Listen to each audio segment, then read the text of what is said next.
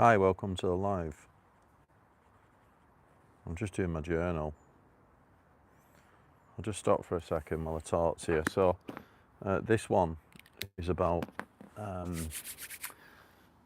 focus, basically. So, title: Focus your energy, guard your time. This 2 lines I saw on it was a kind of a fitness reel on Instagram, and the guy that does it, I really like his style, and it was like a fitness exercise thing, like a warm-up. But he said this, he said, focus your energy, guard your time. And I thought, fucking brilliant. And so I've had a few people talk to me about this recently. Both Simone and Nikki have been getting on to me about it because left to my own devices, I'm in danger of being a busy fool. Talked about this before. When I started my tech business, I was a busy fool, trying to do everything. And to some extent, I feel a bit like that now because I'm sort of juggling a lot of balls. But you become, the more you practice something, the more resilient you become to it. So I became very resilient and very adaptable and resilient and sort of good at juggling many balls. So I can get through a shitload of stuff. And it is amazing at times how much stuff I can get done in a week without looking. It's like, how the hell are you doing all this stuff? So yeah, I'm a bit of a grafter when it means it. I don't mean like putting serious hours in, although sometimes I do. It's more like focus. If I focus on a task, I can just do it. So when we talk about focusing your energy and guarding your time, that's why I like to, do what I do, plan my days, set my days with intent, and write down and pick 3 things a day that I always work on. So that's obviously, I talk about this all the time. And then I focus on them 3 things in that day. So if you're able to work very focused, like I'm going to do this task, I'm going to get this done no matter what, then obviously you can do that. Hey, how are you doing? Thank you very much for joining. So yeah, you can do that, and that's what I like to do. So yeah, guarding your time is important.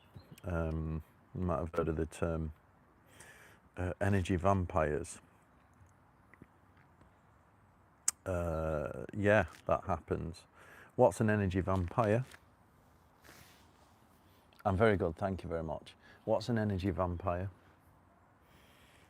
It's someone that's, taking your time, sucking your energy. It's not always a bad thing, right? Sometimes you have to devote time to certain people. I've just had a chat with Sim there. We was on the phone for, say, I don't know, half an hour. Very valuable conversation because I value her that much that, we need to have those conversations. Even though I'm very busy, it's like I want to set that time aside. That is super important. And then the other day, I was, I think it was Sunday night, I was, last thing, and I thought, right, I was finish early, go to bed, right? Because sometimes I don't work in the evenings, but occasionally I'll do a bit of, because it's like a creative time. I don't know if you get creative late on. I might do a bit of creative work, a bit of creative writing, something like this, or just do a bit of whatever. And then it was there. It was at that point where I was like, right, let's just time for bed. And I just decided instead to start doing a bit of research on new products, market sizes, all that type of thing. Working on a new product, which I'm always doing. So I put an hour into that rather than go to bed. I thought, you know what, I feel creative, I'm just going to go for it. And then the next morning I was telling Nikki about it. I said, I spent a bit of time doing this and blah, blah, blah. And she had a bit of a go at me. It's like, Andy, you need to be laser focused and stick on task and stop, when are we going to release that product? That's going to be next year. You need to stay focused on what we're currently doing. And I said to her, and I kind of like turned around and said, well, I had a free hour. I'd already done all these things in the day, and it was fucking Sunday. I'd done about 5 things that were key, and it was Sunday, and I thought, I've already done all these things. I think I deserve a bit of time to decide what I want to do. You know, it's like my free time. I don't watch TV. I'm not doom scrolling as such. I'm not watching TV. I'm not, any bad habits or anything like that. I think I deserve to do what I want. Sometimes my free time and my enjoyment is working on the things that I want, which you could say are like work, they're like goals. So it was either I go to bed or I do that. And she went, well, you should have gone to sleep. That would have been more useful, so you're fresher. I was like, yeah, probably true. So I'll take that. Did I guard my time there? Did I focus my energy? Maybe not. However, one thing I would say is, I think, who was it now? I can't remember whether it's in, I think it's in the 7 Habits of Highly Successful People. I can't remember what the habit's called, but the whole idea about it, it's a bit like, you've got a matrix of things that you need to do. You've got a matrix of things that are like, is it important or not important? Is it urgent, not urgent? You might have seen this, right? And you've got the things that are important and urgent that you have to do right now. They're the things that are causing you the most problems, right? So you have to deal with them immediately, and you're forced to deal with them. You've no choice. Now, there's like 4 groups. You've got 4 different mixes of this. So if you think the things that are not important and not urgent are things like doom scrolling and watching TV, you really shouldn't be doing any things like that, right? And then you've got the things that are urgent but not important, right? And these are quite, I can't remember the term that the guy that I was listening to used, but it was sort of explaining that, I think it's in the book 7 Habits of Highly Successful People. I can't remember, I've read it, but anyway, the things that are not important but urgent, they're like a disease. I think it was Dave Ramsey actually that was talking about it. It was Dave Ramsey. They're like a disease. They just keep coming in and nagging you, you know what I mean? They're not important. That might be a notification on your phone about some fucking social media activity or something. It's not important, but the illusion of urgency, you called it. But then there's another group of things that are important but not urgent. And these are where you should focus your time, right? So things that are important but not urgent: financial investments, looking after your business, preparing your taxes, maintaining relationships, things like this that are super important, but they're never urgent. But what he was saying, Dave Ramsey, was, if you don't attend to those things, all of a sudden they become they'll catch up with you and they'll become urgent and important. So let's have a look at a few. Not looking after your finances becomes urgent and important. When you run out of fucking money, all of a sudden it's your biggest problem. Not looking after your relationships, which are important but not urgent, eventually they move into the category where they are urgent and important because your relationship's falling apart and you've got to deal with it. So I think when we think about guarding our time, focusing our energy and guarding our time,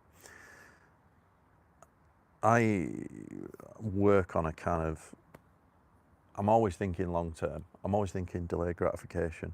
So although Nikki was right when I was working on that new product, I think me devoting a bit of time to it every week, maybe an hour or 2 hours or whatever, is still the right thing to do, because that is an important thing that needs to happen in the future, and they take a lot of work, and it's better to start now. If I think when you create a new product, it can take months and weeks for the design, manufacture, all that kind of thing.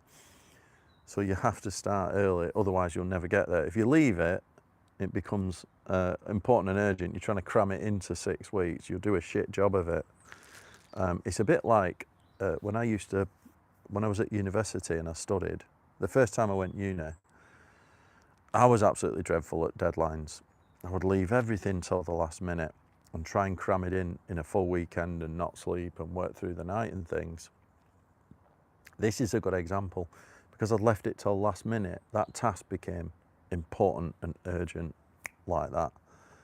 And it literally paralysed me and I had to get it done because the deadline was looming round the corner. Whereas a better way to do it was when it was important but not urgent, or not as urgent. That is when you first get assigned the work, maybe 3 months before the deadline. That would have been the time to start chipping away at it in them hours. So that's what I'm kind of doing. I think Nikki was right, but also I think what I did, just an hour is fine, is what I'm saying. As long as it's not at the detriment of your sleep. So yeah, focus your energy, guard your time. It is important. That's why I, always plan my days with intent. That gives me the focus. And then when you go into those focus blocks of time where I do that deep work on that. So I choose 3 things, that's my focus. Today I'm going to do this, this and this. And then each one I'll allocate, right, now I'm going to focus on this task and I'll try and go deep into it. That's when I'm guarding my time. And that's what I do. And then there's more to it. Obviously there's, the upfront planning every 6 months. There's every week I set out a focus of the week, what I'm going to do that week, and that's what I do. And it all goes in the journal, and that's what I do. So yeah, focus your energy, guard your time.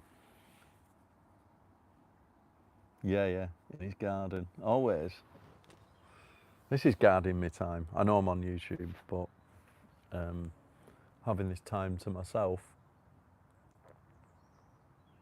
I'll take a phone call from Simone, but don't really want them from anyone else because this is my time. Right, time's up actually. Thank you very much for listening. I know that's a quick, short one, but you go and have a good day. And remember, focus your energy, guard your time, all right?